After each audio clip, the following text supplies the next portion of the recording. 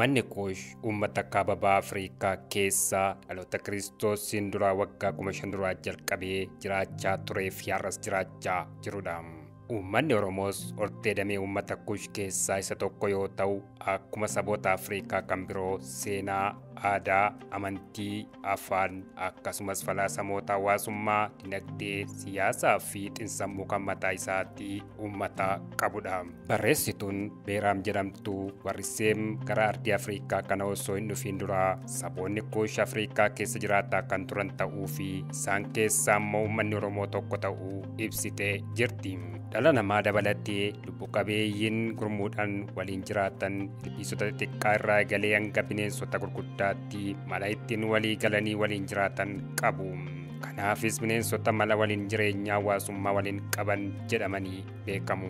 Dhalli namaas lubbu qabeeyyii jiruu fi jireenya hawaasummaa waliin qaban keessaa kan adda isa taasisu qooqa yookaan afaan ittiin walii galuu fi waliin jiraatu qabaachuu isaati. Afaan yookaan qooqa ittiin walii galuu qabaachuun immoo kennaa dhala namaa qofaaf uumamaan kennee fi mirga dhalootaan gonfatanidha. Kanaaf wantoota dhala namaa bineensota yookaan lubbu qabeeyyii biroo irraa adda baasan keessaa inni tokko afaan yookaan qooqa ittiin dubbatee hariiroo uummatee wal hubatee waliin jiraatu qabaachuu isaati. And you exploited it. Like the rainbow nation of, Yes. that's Yeah. he And coined then the you phrase. exploited it. Dhalli namaa afaan yookaan qooqa dubbatuu fi kan warra kaaniifis galuun eenyummaa isaa ibsata. Dabalataanis aadaa, seenaa fi fedhii jiruu fi jireenya isaa ibsata. Walii galees jiraata, eenyummaa isaas guddifata. Kun immoo uumamaan mirga dhalli namaa qofti qabudha. Afaan ofii dubbachuu fi afaan ofiitiin yaada ofii ibsachuun, afaan ofiitiin barachuun mirga bu'uuraa fi mirga namoomaa keessattis kan ramadamudha. Duudhaan, eenyummaan, hawwii fi falaasamni saba tokkoo kan ittiin mul'atus afaan isaatiin jechuudha. Mirga uumaan kenne kana humnaan sarbamanii afaan ofiin waa'ee ofii akka hin dubbanne ukkaanfamanii afaan kan isaan hin taaneen akka dubbatan warri dirqaman eenyummaa isaanii kan dhaban isaan warra garbummaa jalatti kufanidha. Seenaan qabsoo uummatootaa akka mul'isutti warri akkasii ukkaamsaa fi garbummaa humnaan irratti fe'ame keessaa ba'uuf kan warraaqanii fi qabsaanidha. Warri carrooman wareegamaa fi aarsaa hedduu kaffaluudhaan akka milkaa'an seenaan hedduu mul'isa. Afaan Oromoos kanneen dhiibbaa fi cunqursaa hedduun irra gahaa ture keessaa isa tokkodha. Sirna gita bittootaan humnaan uruu qawweetiin akka hin dubbatamne ukkaanfamee tuffatamee awwaalamee kan turedha. Qabsoo aarsaa fi wareegama hedduu gaafateen bilisoomaa ifa bahee sadarkaa marra jiru kanas kan ga'edha. Kabajamtoota daawwattoota keenyaa qophiilee aadaa keenyaa irraanis dhiibbaa fi cunqursaa afaanii fi aadaa Oromoo irra gahaa turee fi qabsoo uummatichi taasisaa ture gabaabinaan isin biraan geenyaatii hanga xumura qophichaatti nu faana turan immoo affeerraa keenya kabajaati.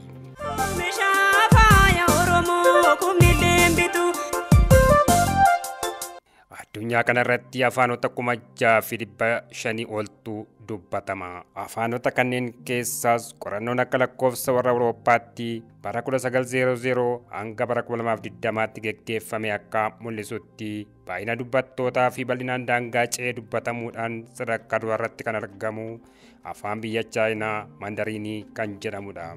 Afaan kanas namoota biiliyoona 1 oltu dubbata. Afaan sadarkaa lammaffaa irratti argamu kan irratti bal'inaan dubbatamu immoo afaan Ingilizii yoo ta'u namoota miiliyoona 500 oliin kan dubbatamu akka ta'e ragaan ni mul'isa. Afaan Ispaanish jedhamu immoo bal'inaan dubbatamuudhaan addunyaa kana irraa sadarkaa sadaffaa irratti kan argamu baay'ina dubbattootaa miiliyoona 300 ol kan qabu akka ta'e qorannoon kan mul'isudha. Afrikaa keessatti immoo afaanonni 2,000 ol kan dubbatamanidha. Afaan Arabaa, Siwaahilii fi afaan Hawusaa afaanota Afrikaa bahaa keessatti bal'inaan dubbatamanidha. Afaanota Afrikaa bahaa keessatti sadarkaa olaanaatti biyyoota garaagaraa keessatti dubbataman afaan saba Kuush keessaa tokko kan ta'e afaan Oromooti.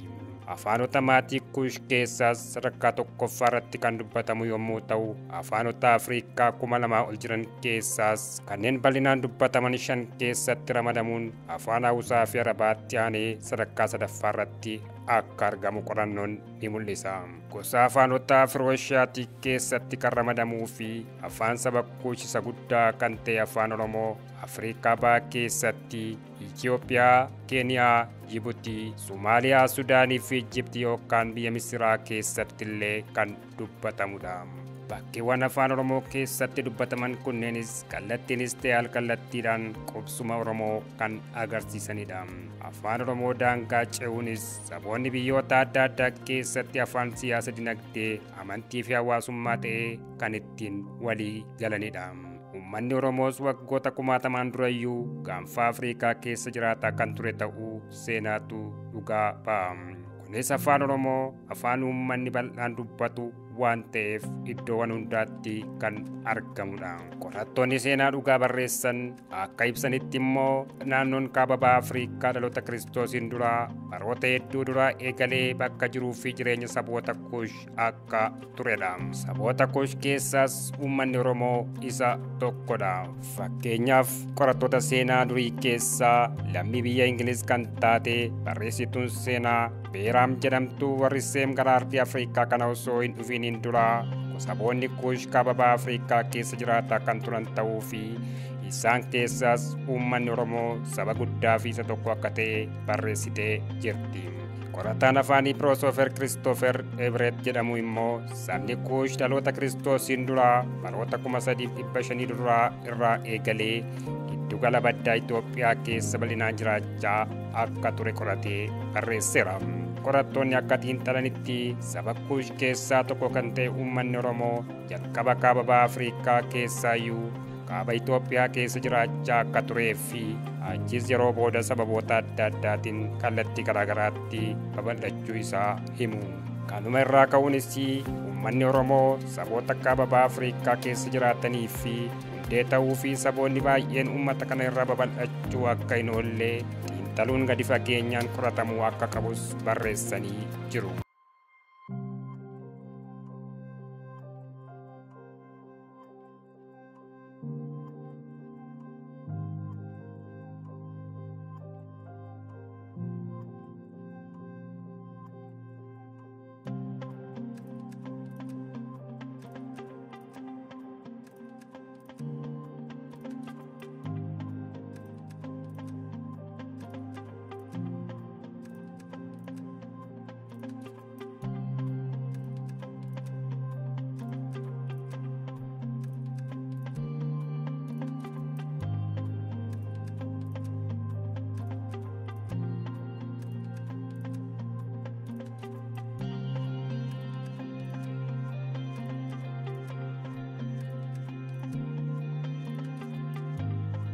Afaan Oromoo, amantaa fi falaasamni Oromoo seenaa Oromoo isa sirrii qorachuu fi ragaa hambaa hin taane ta'anii har'as itti fufanii borus ni jiraatu.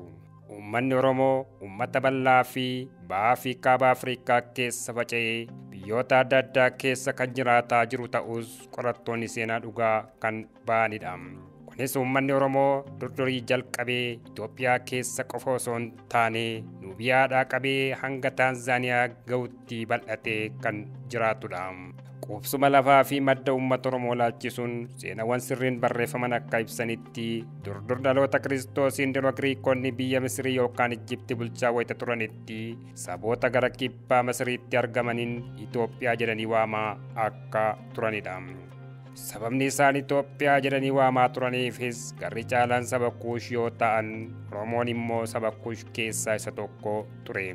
Kanaafuu maqaan Itoophiyaa jedhu kun gara caalaa kan bakka bu'us saba Kuush kan ta'e Oromoodha jedhu barreessitoonni dhugaa barreessan. Barreessitoonni seenaa kanneen akka Jeedfeejii fi Oliiver faa kan isaan dubbatanii fi barreessan yeroo sanatti oomisha midhaanii fi tikfannaa beelladaa warri Kuush kun akka maddisiisan akka ta'edha. Akka lakkoofsa warra Awurooppaatti bara 1314 lola babal'ifannaa uummata kaabaa fi bahaa Itoophiyaa keessatti adeemsifamaa tureen uummanni Oromoo lafa irra jiraataa ture irraa dhiibamee gara gammoojjii Baaleetti godaanuun jiraachuu akka jalqabe mirkaneessu. Sababa babal'ifannaa amantiiwwan baha giddu galeessa kanaaf wiirtuuwwan siyaasa kaaba Itoophiyaatti uumameenis afaan uummata bal'aa kan ta'e afaan Oromoos waggoota 100 qofa jedhamee kan dubbatamu osoo hin taane waggoota 600-700 oliif hacuuccaan irra gahaa kan ture ta'uu qorattoonni seenaa barreessanii jiru. Qorataan afaanii Piroofeesar Iraat akka barreessetti immoo hanga jaarraa 16ffaatti warri Kuush kun walumaan akka turanii fi booda keessa garuu garaagarummaan isaanii kanneen kaan keessattuu sabni Koonsoo qubatan qonna qotuu yoo itti fufan uummanni Oromoo moorsiisee bulaa ta'anii gara caalu gara baddaa Baalee fi madda walaabuutti darbees gara Sidaamootti babal'achuun jiraachaa akka turan barreessee jira. Kana malees jaarraa 16ffaa duraa hanga Mombaasaatti iyyuu babal'atanii jiraachaa kan turan ta'uu seenaan kan mirkaneessudha.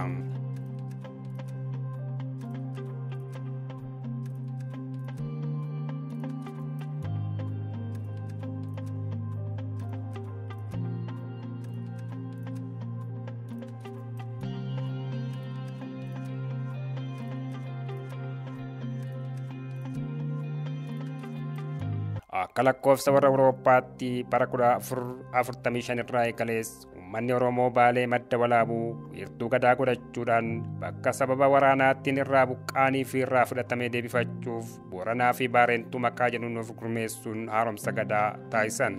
Bakka duraan turanitti deebi'uufis seera tumatanii labsiis labsanii kutannoodhaan sochii eegalan. Dhiibbaan uummata Oromoo irratti taasifamaa ture qabeenya isaa saamuu fi isas of jalatti bulchuuf sirna waan hundaa isaa kan ta'e sirna gadaa isaas balleessuudhaaf sochii taasifamaa turedha. Uummanni Oromoos dhiibbaa sarara gahaa ture kan ofirraa qolachuudhaaf madda walaabuutti gadaa reeffachuudhaan tokkummaadhaan sochii kan eegale yoo ta'u diinni isaas kana jala dhaabbachuu akka hin dandeenye barreessitoonni seenaa hedduun barreessanii jiru. Akka lakkoofsa warra Awurooppaatti sabni Oromoo bara 1522 irraa jalqabee hanga bara 1629tti gadaa 12 keessattis lafa irraa fudhatamee ture hundumaa deebifachuun duula walitti aansuun adeemseen Oromiyaa har'aa dabalatee Goojjam, Gondor, Tigraay fi Walloo qabatee jiraachaa akka ture seenaan ni dhugoomsa. Baroota 1730 hanga bara 1870 gidduutti mootummoota Gondor keessatti Oromoonni Yachuu fi Walloo olaantummaa argachuudhaan afaan Oromoo afaan hojii mootummaa Gondor taasisanii akka turan seenaa ragaadha. Bara kanas afaan Oromoo afaan siyaasaa, daldalaa fi hawaasa dinagdee ta'uu isaatiin humna olaanaa kan qabu ture. Kana irraa kan ka'e sirni gita bittootaa afaanii fi aadaa Oromoo kana dhabamsiisuuf halkanii fi guyyaa dhiibbaa irraan ga'uun akka jalqabamedha. Saboota Kuush keessaa tokko kan ta'e uummanni Oromoo sochii siyaasa dinagdee fi hawaasummaa isaa kan ittiin bulfatu jaarrawwan hedduudhaaf horee baay'atee biyya magariisa qabeenya uumamaan badhaate keessaa roorroo bifa kamiinuu itti aggaamamaa ture ofirraa faccisaa jiraachaa kan turee fi aadaa fi afaan isaas daran dagaagee kan turedha. Uummanni Oromoo sirna gita bittootaa yeroo adda addaatti roorrisaa turan gootummaa fi tokkummaan dura dhaabbatee injifachuun isaa icciitiin isaa maali kan jedhuufis warri seenaa dhugaa barreessanii qoratan gootummaa uummatichaatti dabalatan ammayyummaa fi hunda galeessummaa sirna gadaa akka sababa ijootti eeru. Sirni gita bittootaa uummata Oromoo humnaan cabsanii qabachuuf meeshaa waraanaatti dabalatan tooftaan itti fayyadamaa turan keessaa inni tokko madda cimaa uummatichaa kan ture sirna gadaa isaa balleessuu ture.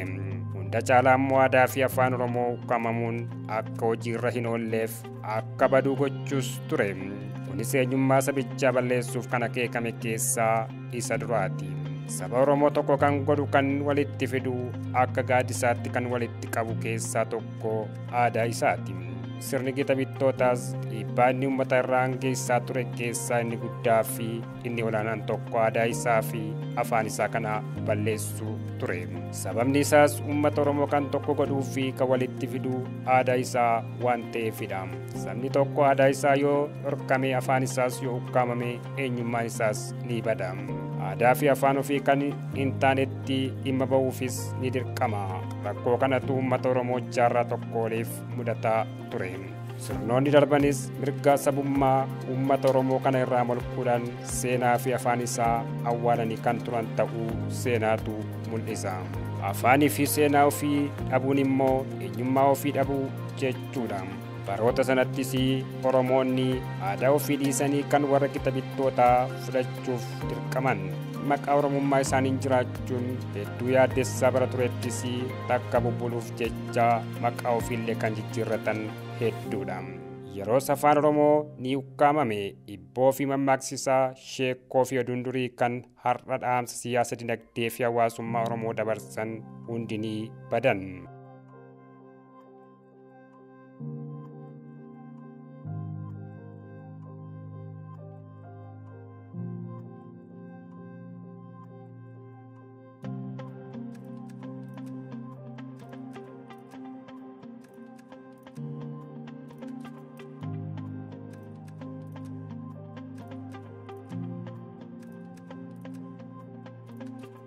Gitibittoota hacuuccaa fi cunqursaan uummata Oromoorraan gahaa ture seerotaa fi qajeelfamoota sirnichaatiin illee deeggaramee kan turedha. Uummanni Oromoos Oromoo ta'ee uumamuun isaa yakka itti ta'ee gara jabinaan ajjeefamaa fi ari'atamaa kan turedha. Uummanni Oromoos sirna gitabittootaa eenyummaa isaa balleessaa ture kana naaftaa yookaan tole jedhee yeroo inni itti callisee taa'ee hin turre. Sirna meeshaa ammayyaa itti duule sana gootummaa fi tokkummaan dura dhaabbachuudhaan aarsaa lubbuu fi lafee kaffalee kumaa kitilaan wareegamuun Oromoo fi Oromummaa dhalootaaf dabarsee har'aan ga'eera. Afaan Oromoos qabsoo kanaan bubbulee har'a kan ga'e yoo ta'u kanaaf immoo ragaan calanqoo fi aanoleedha. Sirni kitabittootaa qabeenya Oromoo saamaa tureen meeshaa waraanaa ammayyaa bitachuun haala suukkanneessaa ta'een gocha badii gara jabummaa cimsee itti fufuudhaan saba Oromoo cunqursaa jalatti kuffisee ture. Uummanni Oromoos biyya isaa fi qabeenya isaa irratti akka lammii lammataatti ilaalame. Qabsoon Oromoonni sirnicha irratti adeemsanis bittinnaa'uun mootonni kitabittootaas itti wal jijjiiran.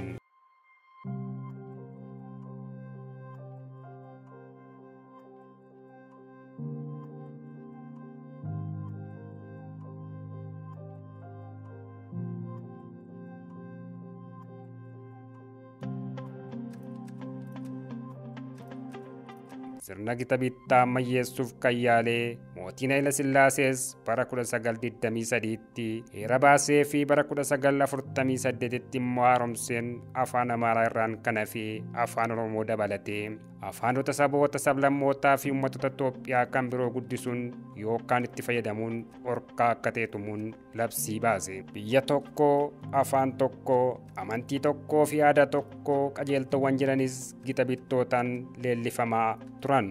Itoophiyaanis mana hidhaa sabaa fi sablammootaa uummataa taatee turte. Kunis saboonni, sablammoonnii fi uummattoonni mirga uumamaan kennameef itti fayyadamuu waan dhorkamaniif jechuudha. Yeroo sirna kitabittaa cunqursaa ta'e kan ofirraa faccisuuf qabsoon sabootaa, sablammootaa fi uummattootaa bifa gurmaa'ee fi hin gurmoofneen kallattii hedduun itti fufee ture. Fakkeenyaaf qabsoo gootota Baalee yaadachuun ni danda'ama. Uummanni Oromoo gama tokkoon afaan Oromoo dubbachuu dhorkamuun eenyummaa ofii dhabuu akka ta'e hubachuun afaan isaa carraa argate hundaan guddifachaa gama kaaniin immoo sirna cunqursaa ofirraa kuffisuuf kallattii adda addaatiin qabsoo finiinsaa ture. Afaan Oromoo badiirraa hambisuuf qabsoo uummanni Oromoo taasisee ture yoomiyyuu taanaan seenaan kan dagatu miti. Muraasa isaanii yaadachuufis Abbaa Gammachiis yookaan Onesmoos Nasiib, Asteer Gannoo, Sheek Bakrii Saabaloo, Dr. Sheek Mohammad Abdullee fi Dr. Hayilee Fidaa guddina afaan Oromoo barreeffamaan dhaloota har'aatti dabarsuuf gumaacha isaan taasisan yoomiyyuu kan dagatamu miti. Dhaloonni har'aas seenaa qorachuun, seenaa caaluu hojjechuun dhalootaaf dabarsuu qaban ergaa qophichaati. Qophiileen aadaa keenya har'aa asuma irrattan goolaba. Qophiileen aadaa mata duree biroon torban hanga walitti deebinutti nagaatti horaa bulaa deebanaa.